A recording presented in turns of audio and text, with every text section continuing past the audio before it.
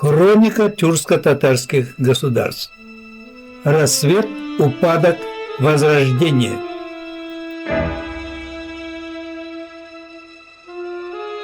Выпуск 47. Бухарское ханство. 1500-1785 годы. Шейбаниды против тимуридов. В 1500 году кочевые узбеки во главе с шейбанидами захватили Самарканд, вытеснив последнего тимурида Бабура. В 1504 году войска Бабура завоевывают Кабул, откуда отправляются в Индию и учреждают империю великих моголов. В 1510 году войска Шейбани-хана были разбиты под Мервом иранским шахом Исмаилом I Сефевидом. Сам хан погиб. Его племянник Убайдулла-хан перенес в 1533 году столицу из Самарканда в Бухару.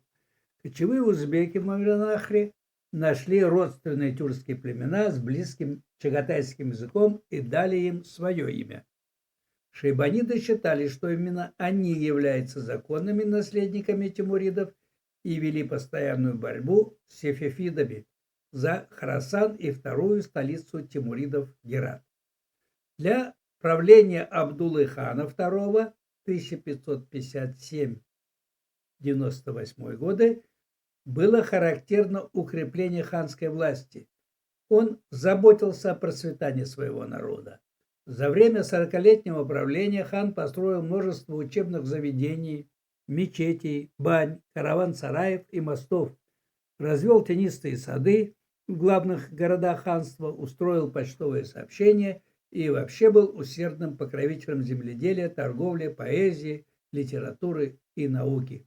Правление шейбанидов ознаменовалось также постепенным обособлением восточно-исламского мира от западного и возвышением влияния ученых хмул, вследствие чего богословие заняло в медресе Бухары главное место. После смерти Абдуллы-хана II и убийства его сына Абдул-Мумин-хана начался закат династии шейбанидов. Пир Мухаммад-хану II, последнему шейбаниду, принадлежала лишь небольшая часть государства. В 1601 году он погиб в междоусобной борьбе. На смену шейбанидам пришла династия Аштарханидов 1601-1753 годы, происходившая от астраханских ханов из дома Джучи. Наиболее известным из них был имам Кули-хан 1611-1642 годы правления, при правлении которого было завершено строительство архитектурного комплекса Регистан. Ослабление бухарского ханства происходит при правлении Убайдулла-хана II 1701-1711 годы и Абул-Фейс-хана 1711-47 годы. В условиях экономического кризиса к власти в Бухаре приходит династия мангытов в лице Мухаммад Рахим-бия, боковая ветвь Джучи по женской линии. Начало усиления политического влияния представителей мангытской аристократии в бухарском ханстве относится к началу XVII века, но реальный рост их влияния произошел в начале XVIII века. В 1747 году после убийства Абул-Фейс-хана фактическая власть полностью оказалась в руках Мухаммад Рахим-бия. Сам Мухаммад Рахим-бий женился на дочери Абул-Фейс-хана.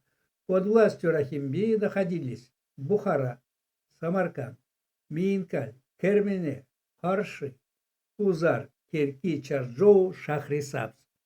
Самостоятельными оставались Хисар и Ташкент. Хотя Мухаммад Рахим-бий не был потомком Чингисхана, он путем хорошей организации смог добиться признания своей власти, взойти на трон и даже принять титул хана.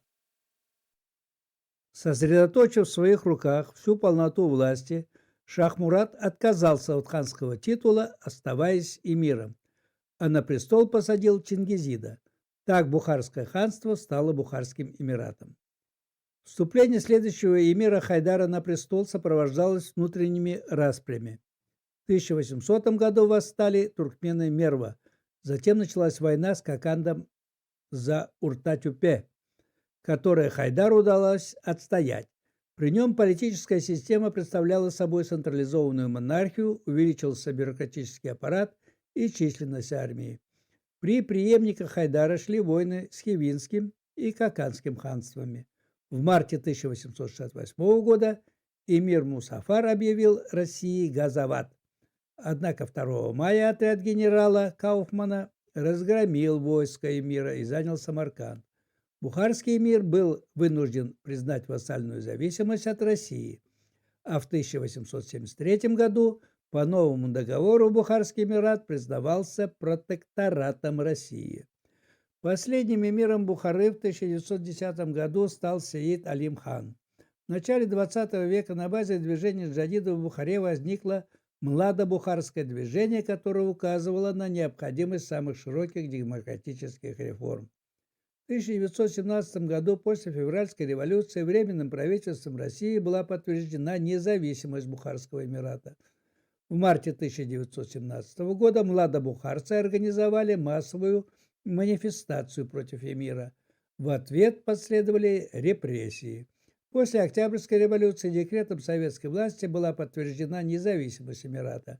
После ряда безуспешных попыток свергнуть эмира мирным путем 30 августа 1920 года в результате операции Красной Армии Бухара была захвачена. Эмир бежал в Афганистан. После этого Коммунистическая партия Бухары и младобухарцы, вошедшие в нее, пришли к власти. Была образована зависимая от РСФСР Бухарская Народная Советская Республика, БНСР. Конец выпуска. Продолжение следует. Даваме бар.